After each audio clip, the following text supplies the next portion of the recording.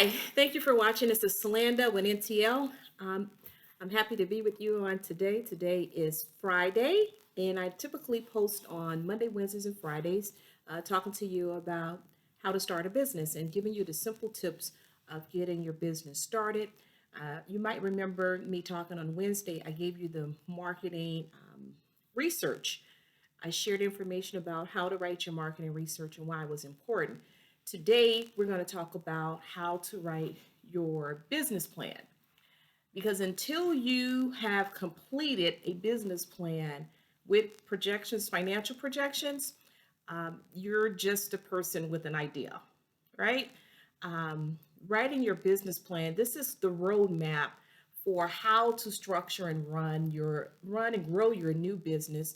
Also, you're using it to convince people, investors, why they should invest in your company.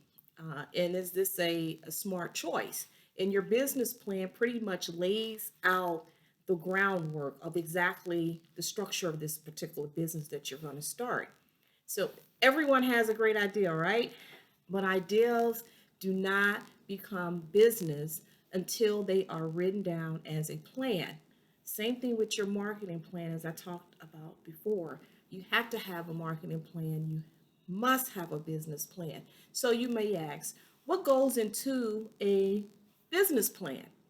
Okay, there's this executive summary. The executive summary is you. You're talking about yourself, you're talking about your credentials.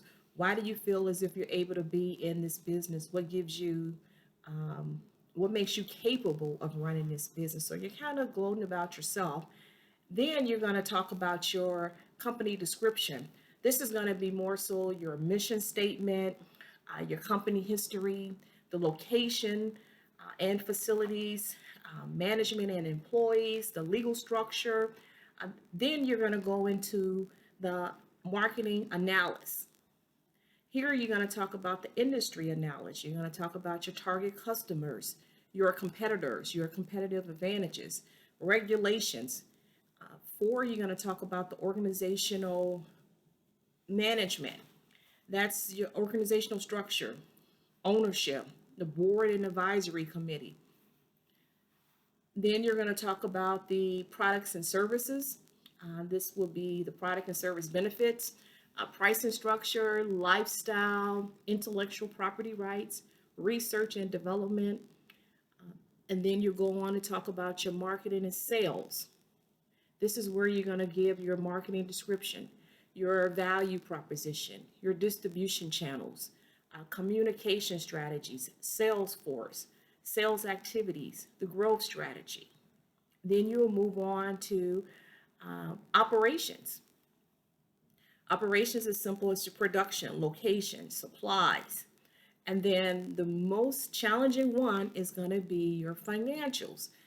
Here it has so many components to this that's so important, and these are all assumptions.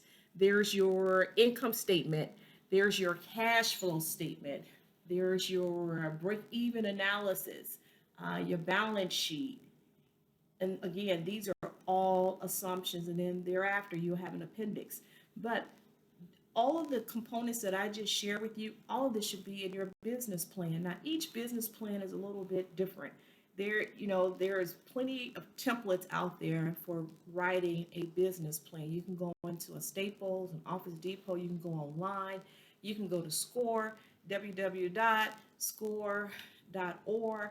There are plenty of business templates for various business. You want to find the right template for you, for your business, and go from there. Some are a little bit more in detail than others.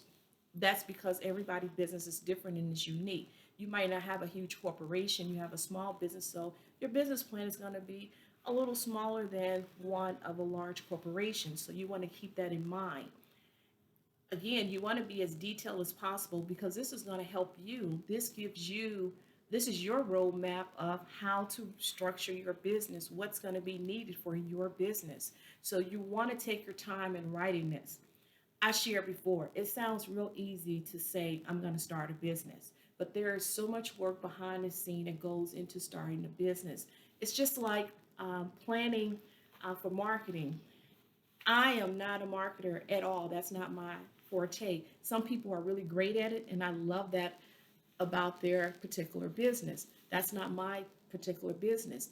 But I stay in my own lane and I hire someone who might be better in marketing than me. And you'll do the same thing. As I shared before, you will not be able to be all things to your business. There will be some things that you have to contract out and say, hey, I need some help with this. Can you, an accounting, hire an accountant to help you with your financials if need be.